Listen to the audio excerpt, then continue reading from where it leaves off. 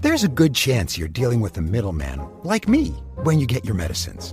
That's because PBMs and insurers are often the same company. We even own big chain pharmacies and are buying your doctor's office.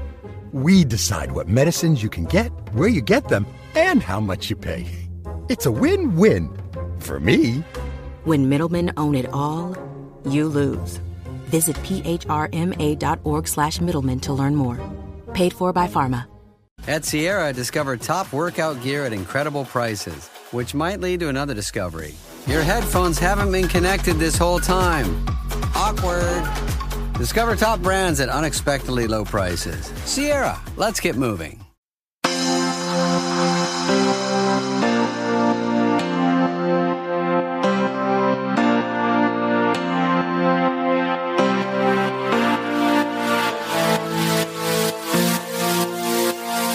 Hello and welcome to Outward, Slate's podcast about queer life.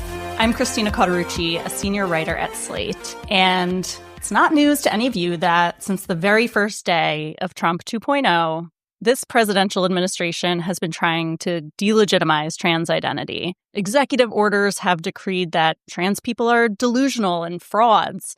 Officials have literally erased the T from LGBT on websites and documents and signage.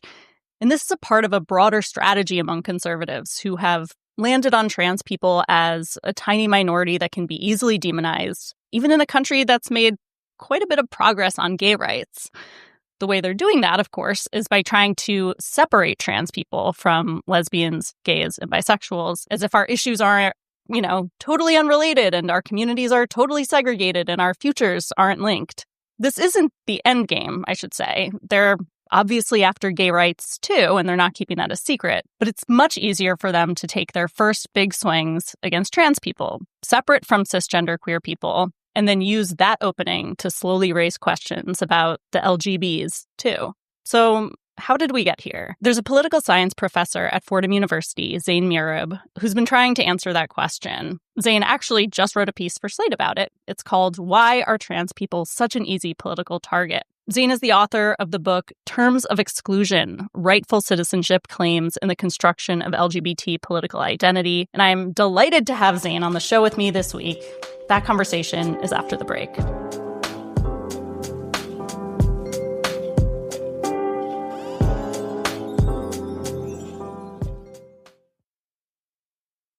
Oh, Outward listeners, here's some scoop for you. So what is it, you ask? It's that Discover is accepted at 99% of places that take credit cards nationwide. Now, before anyone goes suggesting this is just rumor, know that there's actual proof this kettle of tea is not only piping hot, but 100% true. So yeah, sometimes it pays to be a little nosy, but it always pays to discover. Based on the February 2024 Nielsen report. Learn more at discover.com/creditcard. Hey there, travelers. Kaylee Cuoco here. Sorry to interrupt your music, great artist BT Dubs, but wouldn't you rather be there to hear it live? With Priceline, you can get out of your dreams and into your dream concert. They've got millions of travel deals to get you to that festival, gig, rave, soundbath, or sonic experience you've been dreaming of. Download the Priceline app today, and you can save up to 60% off hotels and up to 50% off flights. So don't just dream about that trip. Book it with Priceline. Go to your happy price, Priceline. This episode is brought to you by Amazon. Sometimes the most painful part of getting sick is the getting better part. Waiting on hold for an appointment, sitting in crowded waiting rooms, standing in line at the pharmacy, that's painful. Amazon One Medical and Amazon Pharmacy remove those painful parts of getting better with things like 24/7 virtual visits and prescriptions delivered to your door. Thanks to Amazon Pharmacy and Amazon One Medical, healthcare just got less painful.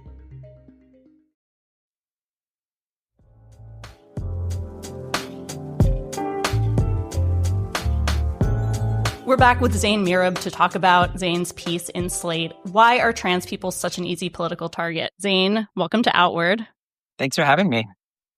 So I should say that's a pretty provocative question posed by the headline, and there's a lot to unpack in your answer. But just briefly, what's your thesis here, and why did this feel like a productive moment to raise it? Yeah, so the piece builds on my book, Terms of Exclusion, where I examine the history of lesbian, gay, bisexual, transgender, and the ultimately LGBT movement, and I'm putting that in scare quotes, with an eye to how the choices that political leaders of that movement, how the choices that they made to prioritize certain goals and strategies for achieving them shaped who was included in the group and who was not. So there's this tension, right? The LGBT initialism is meant to be inclusive and bring all of those people across the finish line of the political mobilization.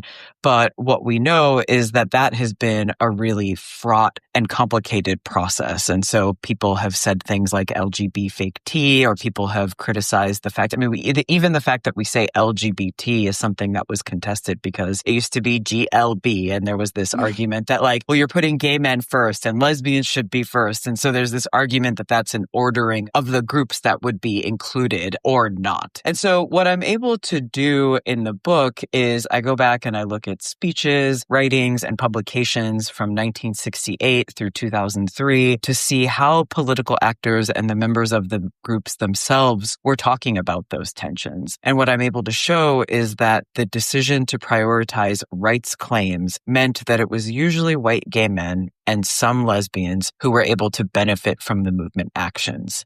And there's reasons that I could get into for why this operated this way. But one of the main things that I want to highlight here is that I know that it was usually white gay men and some lesbians who benefited and everybody else who was left behind, because at the time, those groups that were left behind, so this includes LGBT, people of color, undocumented people, poor people, trans people, and most women were saying that. They were saying, if you continue to push for rights, you're going to leave us behind. And I have one example of that in the Slate piece where Jessica Xavier, who's the leader of a trans organization, says exactly that. And what's not in the piece is that if you look at the transcript from that meeting, nobody says anything.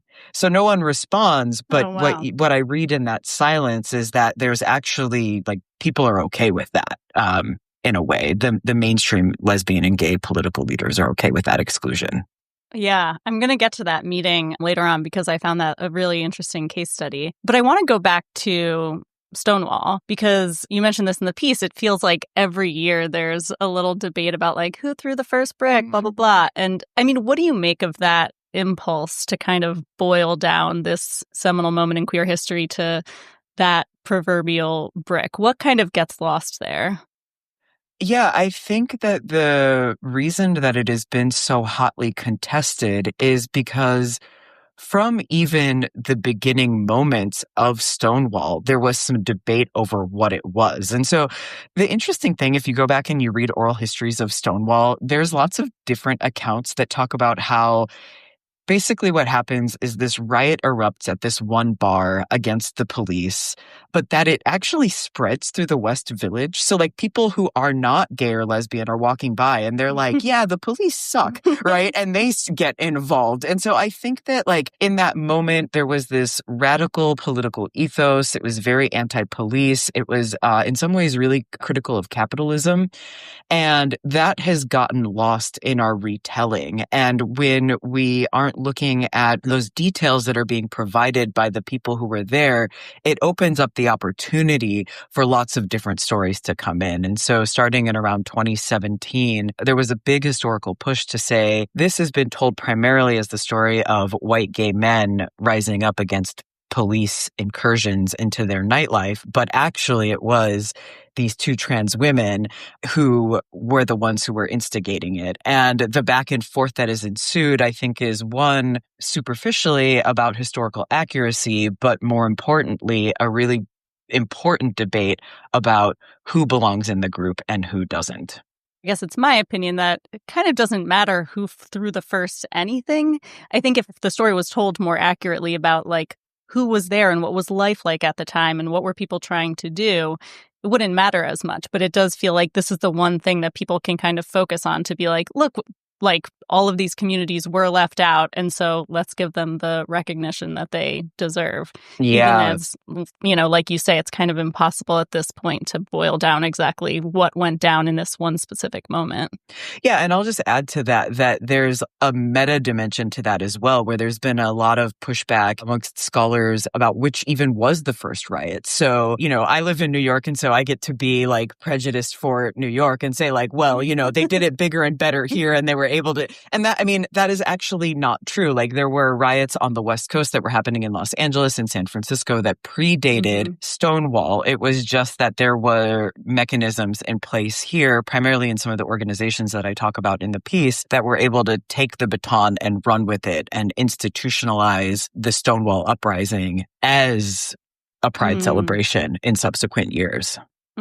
You also write about a post-Stonewall split among queer activists, which was precipitated by an incident with the Black Panthers. I feel like this is kind of a littler-known moment in queer history. Can you explain what happened there? Yeah, I would love to. So basically what happened is the GLF, the Gay Liberation Front, was an organization that formed immediately after Stonewall, and they saw themselves in partnership with other radical movements at the time. So the Black Panthers, the Young Lords, which was a Puerto Rican movement in New York City and in Chicago, the Students for Democratic Society, so the anti-war movement, and they saw themselves as working both alongside and within those movements. And so there wasn't a big emphasis on gay identity, but more like now gays are stepping up to the plate and we're going to be part of radical politics. And they were able to do this for a handful of years. They ran their meetings on a consensus-based model. And so anybody who's ever tried to do that knows how how terrible it is, right? And this was actually a flashpoint. So what happened was the Black Panther Party came to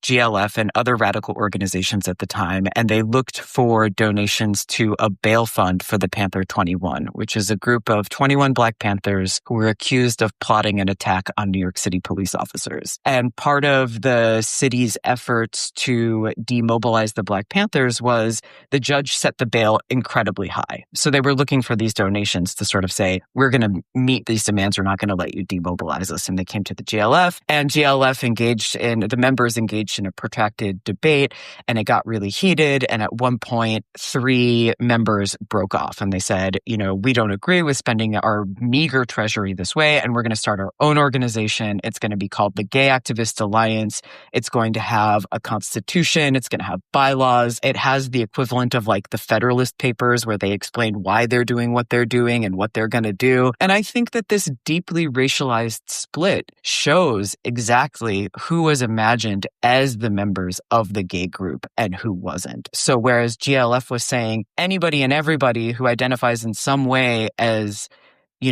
gay, or what we might in contemporary terms refer to as queer, is welcome, the GAA was saying, no, you must be gay. You can be Black, but you must pick your gay identity first. You could be a woman, but you must pick your gay identity first if you're going to be part of the Gay Activist Alliance. So how does this inform where the movement, again, scare quotes, kind of goes from there? And I also want to talk about the National Policy Roundtable that you spoke about earlier in 1998. Like, what happens in between those two incidents?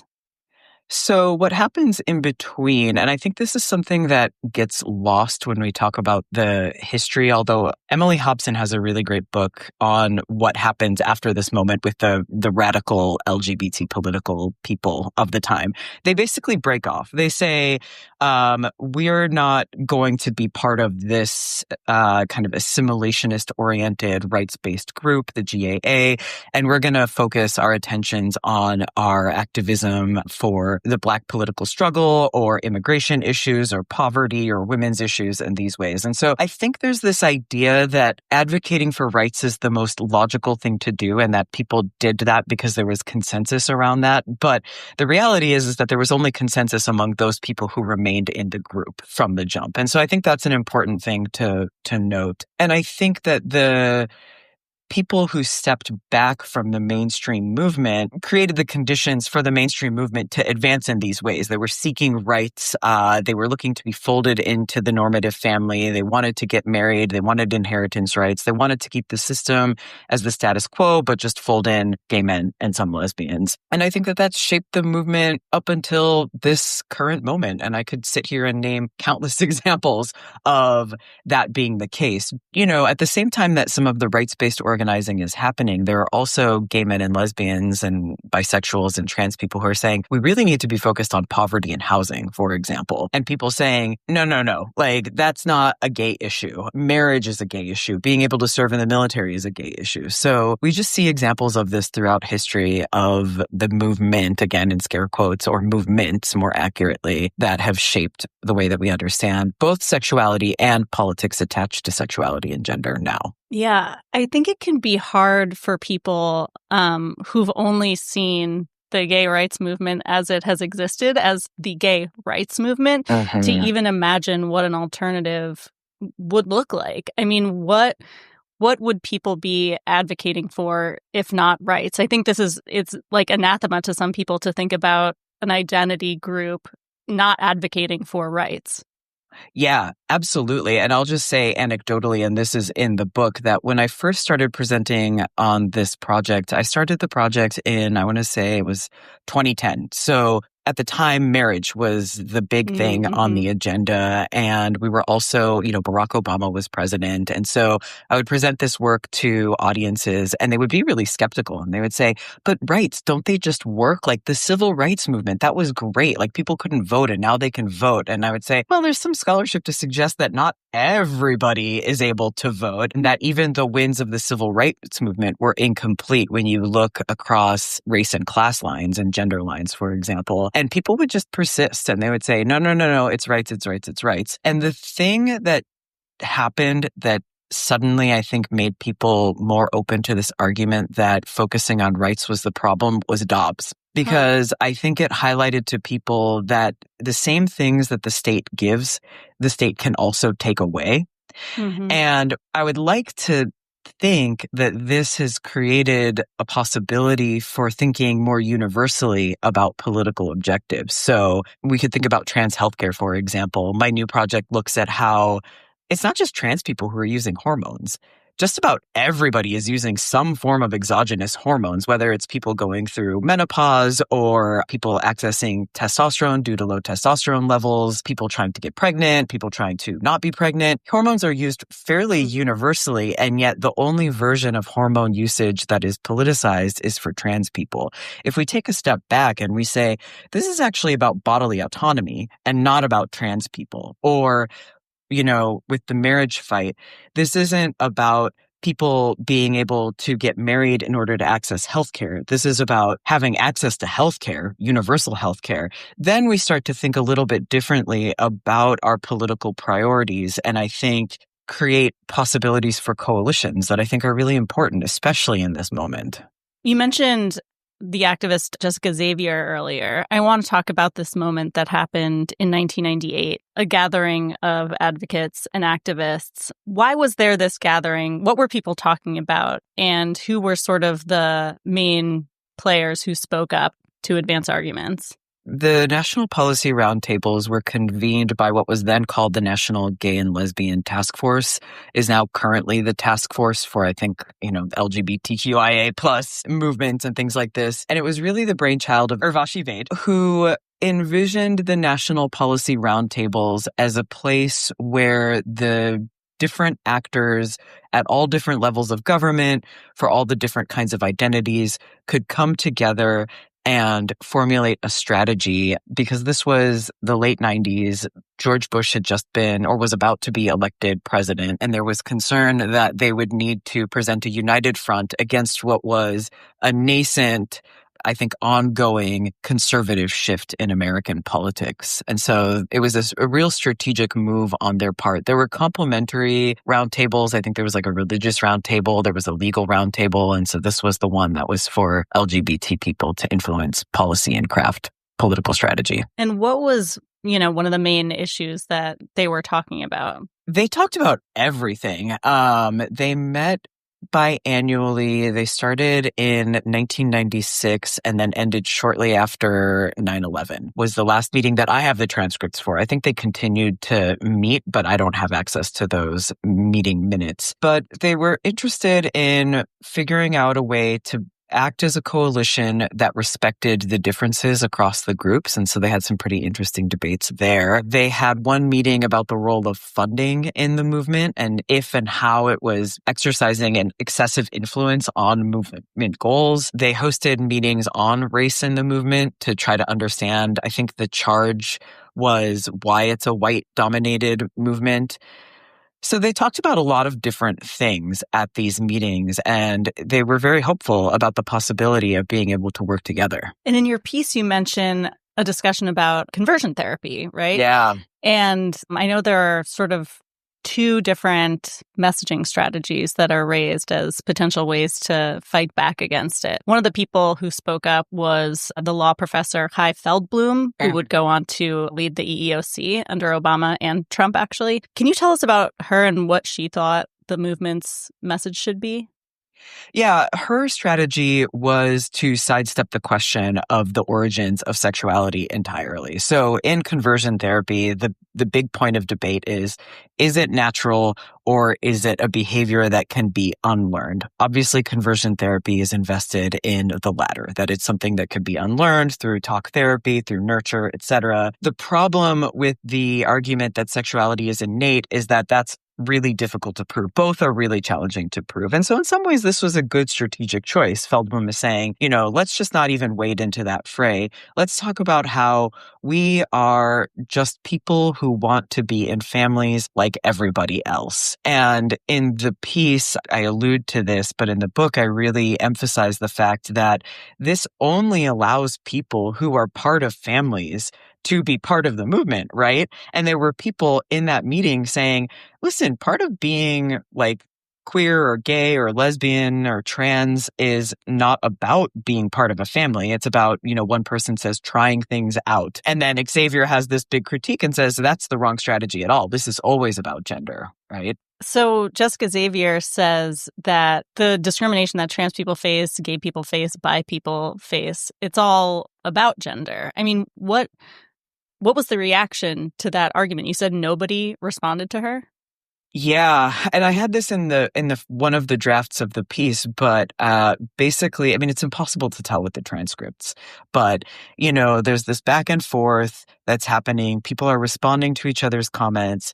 Xavier says this piece about how it's not about emphasizing morality. It's about focusing on how strict gender norms hurt everyone the same way: gay people, straight people, trans people, and it's effectively crickets in the transcript, and I imagine in the room. I don't know what happened. Did people exchange looks?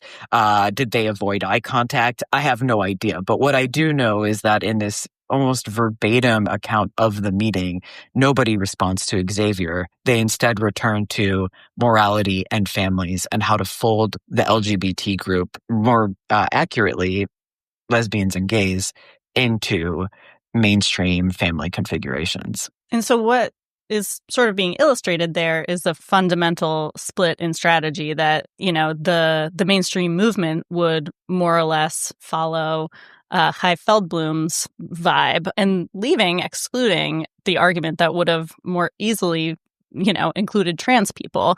What happened next? I know there was the fight over ENDA, the Employment Non-Discrimination Act in 2007. I remember this very vividly, and never passed, by the way.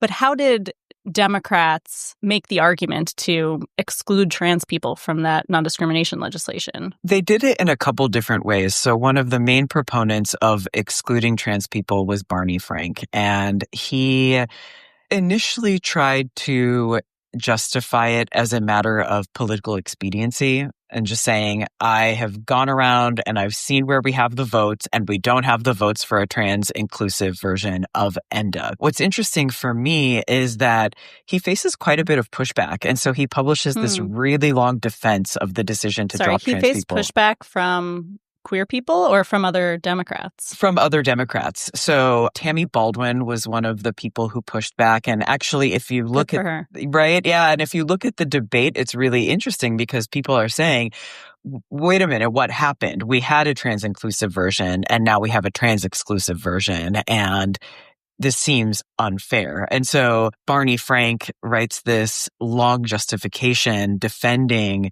his reason for dropping trans people. And he basically says, this isn't our responsibility. We've done the work as gay men and lesbians to educate the public. We're at this critical moment where we could finally get this legislation that has been introduced every year since 1974 in one form or another to be passed. And I don't want to imperil that. And anyway, if trans people want their own version of this, they should probably go and do the education that we've been doing so that they can get theirs. And the Washington Post editorial board agrees with them. And depending on who you talk to, some people would say, yeah, that made sense. And a lot of others would say, actually, no.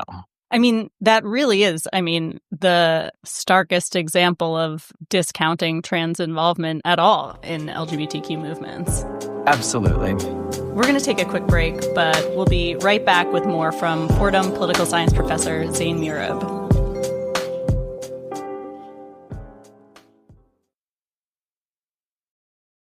This episode is brought to you by LifeLock. It's tax season, and we're all a bit tired of numbers. But here's one you need to hear. $16.5 billion. That's how much the IRS flagged for possible identity fraud last year. Now here's a good number. 100 million. That's how many data points LifeLock monitors every second. If your identity is stolen, they'll fix it. Guaranteed. Save up to 40% your first year at LifeLock.com/podcast. Terms apply. This episode is brought to you by Pluto TV. Pluto TV has all the shows and movies you love streaming for free.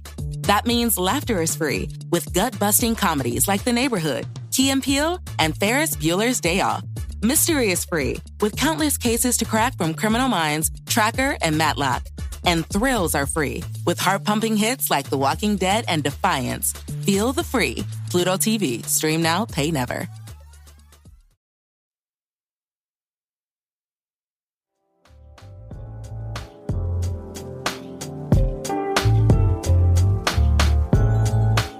We're back with Zein Murib, author of a recent piece in Slate called Why Are Trans People Such an Easy Political Target? Zein, you make a point to link trans people and bi people in the article as being kind of similarly left out by this settled narrative in the gay rights movement. How would, the trans and bi experience disrupt the messaging that some of these mainstream advocates were trying to present? So the strategy in the late 90s and throughout the early 2000s was an argument that was, by the mainstream movement, was basically, we would have these rights if only we were not gay or lesbian. So we are citizens and we're entitled to these rights, and it's just a matter of our sexuality that is excluding us from these rights to things like marriage, to serving in the military, inheritance, etc. And part of the glue or the grease, actually, is probably a better metaphor, that made that argument work is that there was this, we're just like you, except for this one thing. And bisexuals and transgender people really made that a hard argument to make, because bisexual people were saying, we're actually more interested in decoupling sexuality from gender and putting it more in the realm of desire and letting people do whatever it is that they want to do as long as people are consenting. They were very passionate and articulate on this. And trans people were saying, this is a bit about sexuality, but really at the end of the day, this is about the way that people perceive my gender or treat me because of my gender identity. And so I can't actually say I'm just like you except for this one key difference. It's a little bit more complicated. And it sort of puts the lie to sexuality and gender in general by saying trans people and bi people actually don't have to opt in to the entire system that other people are operating under. Yeah, that's a really good point. Yeah, it's exclusive from the jump, right? Even before gays and lesbians do this, they're recognizing that there's this exclusion that keeps bisexuals and transgender people out of political and social life and economic life. And your piece posits more or less that there's an alternate history here in which trans people and bi people and their concerns were more central to this mainstream LGBTQ organizing after Stonewall. Like, using your imagination, what might the movement have looked like if, gender variance and not just fixed identity was sort of the foundational principle of the movement? That's a great question. I think that, going back to this idea of what would a movement look like that wasn't focused on rights, I think if we were to take identity out of the picture, it would open up the possibility for even more on-ramps to political activism, because it's not just gay men and lesbians who face stigmas for their sexuality that is constructed as non-normative. Kathy Cohen, who is a political scientist at the University of Chicago, has this really important piece from 1999 that's saying, actually, it's also Black mothers who are single and accessing welfare benefits who have their sexuality stigmatized. It's also migrants who are perceived as like hypersexed and therefore overly reproductive who are having their sexuality stigmatized. And so if we were to take identity out of the picture, we could focus more on the ways that lots of different kinds of sexualities that are organized out of political and social worlds, and I think right now facing really steep consequences, and the ways that different gender expressions are as well. I think that that would be the key benefit of taking identity out of the sexuality and gender movement. The connection you make between this sort of fundamental strategy decision or, the split within the LGBTQ movement, you make the connection between that and the attacks on trans people we're seeing today. And I think someone could read this piece and say, you're blaming the queer activists for how this turned out. Like, I think some people might argue that, maybe no strategy could have really prevented this kind of rightward turn toward this charismatic demagogue, especially considering that fascism is on the rise around the world. To what extent do you think that we can point to the strategy decisions of queer activists of the past and say, you guys helped make this happen? Yeah, I think that they share some of the responsibility in setting the stage for this. And so a couple different things come to mind when I think about that. One is in 2017, some political scientists did this study about the acceptance of trans people. And they looked at attitudes towards trans people in general, and then attitudes towards civil rights protections for trans people. And what they found is that in the aggregate, they expressed discomfort with trans people in general, but that they believed in preserving their civil rights. And when they dug a little bit deeper, what they saw is that Democrat-identified respondents were the ones largely responsible for that positive view, but that Republicans, interestingly, had no opinions about trans people. Right. And so they speculate that... I love that. I know, right? In 2017, things were great. But then the authors speculate that this is because it's a kind of a perfect storm of things. People don't know about trans people or trans identification or trans experience. And so if an elite that you respect comes and says, accepting trans people as part of our political platform, then you say that that is also your value. And if they don't say anything, then you don't have any view at all. A legal scholar named Shannon Minter argues that after 2015, when the court ruled in Obergefell that same-sex marriage would be across the 50 states, the movement that had been mobilizing against abortion, women's rights, lesbian and gay same-sex marriage pivoted because they recognized they had lost that fight and they started targeting trans people. And so I think that there was just kind of this perfect opportunity to take a demographic that doesn't know anything about transness and tell them what to think about it. And they've really just done that. And I think they've seen electoral rewards. I'll just say, and Democrats are falling in line. Just 3 days ago, the Massachusetts House of Representatives, so this is Massachusetts, a blue state, passed a budget bill that includes a ban that targets trans youth for exclusion from sports in K through 12, pending the outcome of a study of the impact of their participation in the sports. This is Democrats. Additionally, Democrats didn't want to go on the record for the vote because they don't want their constituents to see how they voted, which to me suggests that they're kind of falling in line. So it's not just Republicans now, it's also Democrats. We have Gavin Newsom saying similar things. And so I find that really concerning. Yeah, same. It's interesting because history has kind of borne out Jessica Xavier's argument as the more effective one in the courts. Like, I was thinking about the Bostock decision in 2020, where the Supreme Court ruled that employers couldn't discriminate against people for being LGBTQ. And just, you know, for our listeners, like, that's literally the argument that was made and that was borne out in the ruling, that you're basically LGBTQ discrimination is sex discrimination because you're enforcing an idea of what you think someone of a particular sex should be doing or looking like or whatever. I mean, do you see potential for the LGBTQ movement now to learn from its past in this moment? I know you just spoke about many examples that Democrats, at least, are not willing to stick their necks out or learn anything. But as far as more activist groups go and advocates, do people have the potential to learn and become more effective by adopting that more inclusive framework that you've been talking about? I hope so. I don't know that I can think. I mean, I do know that, for example, and I think I mentioned this in the piece, that Lambda Legal and 7 other organizations filed a lawsuit against the Trump administration for stripping trans people of certain rights, and as well as people living with HIV/AIDS. And so there does seem to be this nascent understanding that, we need to start with the people who are most vulnerable and work our way up. But I think we'll really see the answer to that question if and when marriage comes under attack. I mean, we're already seeing the pieces put in place to challenge the Obergefell ruling. And I think that is actually not even with the lawsuits that have been filed recently, but again, with the repeal of Roe in Dobbs, that sets the stage for those dominoes to fall. All right, I think that's all the time we have, unfortunately. Zein Murib is the author of a recent piece in Slate titled, "Why Are Trans People Such an Easy Political Target?" Zein, thank you so much for coming on the show. Thanks for having me.